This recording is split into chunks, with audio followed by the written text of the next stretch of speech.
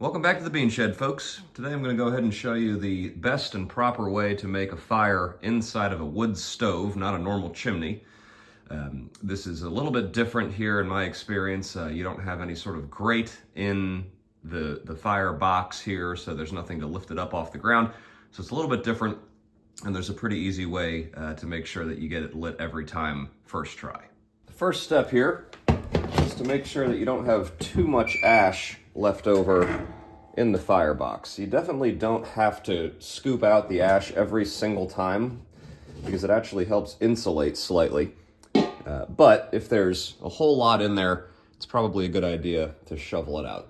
You want to make sure you have adequate airflow underneath the logs if possible, and too much ash will stop that from happening. And now that we got 4 or 5 scoops out, there's just a little bit more room in there. Again, still some ash. It's not going to be perfect. It doesn't need to be perfect. What we'll start with here is the bottom layer. And so we're going to find 3 pretty good size, kind of the bigger logs here that we have to line up on the bottom there.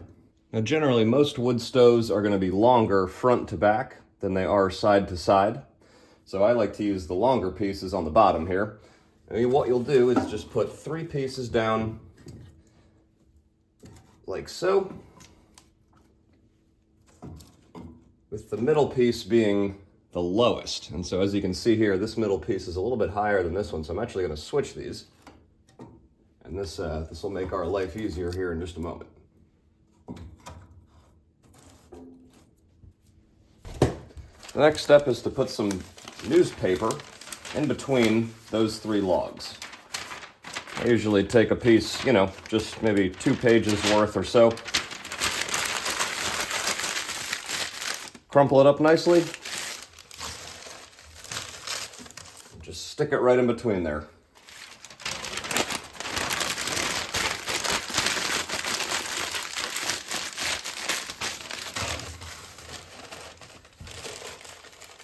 You want to make sure it's not too tightly compact. If it is, it'll have a hard time kind of starting the burn here. So you want to make sure it's a little bit loose and kind of, not too crumpled there. Next, what I've found that works really well is to take some cardboard, and I pre-cut all this into little slices here. Got a big basket of it at any time, and so I like to go sort of perpendicular to the original logs. I'm going to go ahead and put 3 or 4 pieces all the way to the back. After that, you're going to take some medium-sized kindling. You see, this is just split firewood down pretty small here. We'll take 3 pieces of that. Go ahead and line that up in between the cardboard.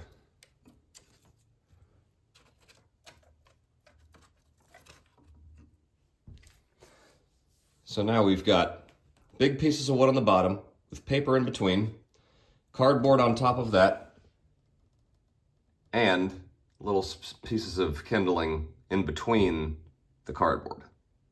So it's a few layers here at this point. Then finally,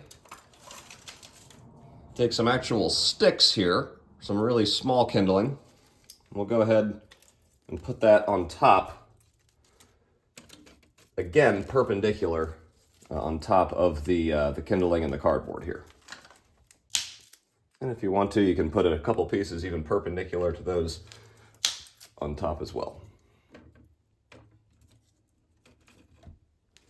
And you really don't want to skimp out on the kindling. It's just well worth, putting enough on there. You can always go find more sticks. On top of that, I usually put 1 more piece of cardboard and another couple crumples up of paper here, just to make sure that it really gets roaring. Now, before you light the fire, you want to make sure that the damper is all the way open for maximum airflow. And that's about all she wrote for actually building the fire. So now we'll go ahead and light it and see how it works.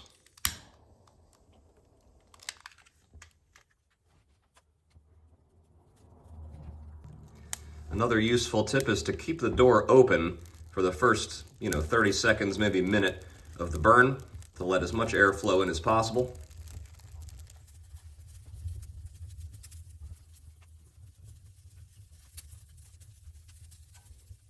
And once that kindling starts to burn down a little bit, close the door, not all the way, just so there's a slight crack, and that really starts to force a lot of air into the box. And as you can see, it starts a little bit slow here. What happens is that the sticks on top catch fire first, and then that flame gradually spreads down to the medium-sized kindling underneath. And eventually, ultimately, those embers will fall down and start to light the big logs on the very bottom. Now what I like to do, while the kindling on top is sort of starting to burn, I like to put two, pretty small logs up on top, perpendicular to the logs on the bottom. And what that's going to do is just really allow for a large flame to start here. It's going to kind of catch everything. I don't always put 5 logs on, every time I put new logs in, but just to start the fire, you'll do 5 to really get the embers going. And the first time you add, you can go ahead and put, 3 on or something like that as opposed to 5. And then, after that, I kind of switch off between 5 and 3 every time I stoke it. And we're going to leave this door open just a crack for another minute or 2 until the logs really start to catch. You don't want to leave it open for too long because, that sort of takes heat out of the firebox itself by rushing the cool air in. So you want to leave it open long enough to have the logs really start to light, but not too long to where, it's going to take away from the actual heat inside the box. And I think at this point that's probably good enough. You can start to hear the wood stove itself sort of start to creak as if the metal is expanding slightly. So we'll go ahead and close that up and let it take over.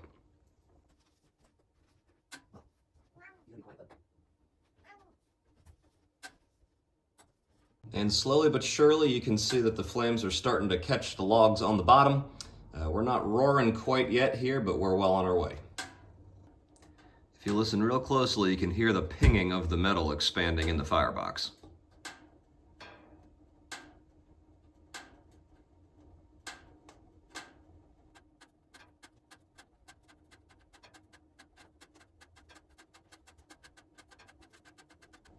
And now it's really starting to go. You can hear that pinging increase in speed. You can see the flame get a lot bigger. It's really starting to engulf all the logs here. And just like that, folks, we've got a roaring fire here in less than 5 minutes time since lighting it. So this is the best way that I've found to produce a good fire in a wood stove. I've tried all kinds of different options, had a little grate in there even for a while, and this is just the best way. You get all kinds of good embers, and it lights from the top down. You really don't have to do anything. There's no maintenance to it for a couple of hours once you light it. I won't have to even touch this fire until I put new logs on, in 3 to 4 hours time. If you got anything out of this video, go ahead and like and subscribe, and leave a comment for any other videos or content that you want to see. I read those comments, and I'm happy to always have new ideas of videos to make here. So thanks for watching. Hope this works out for you, and we'll see you on the next one.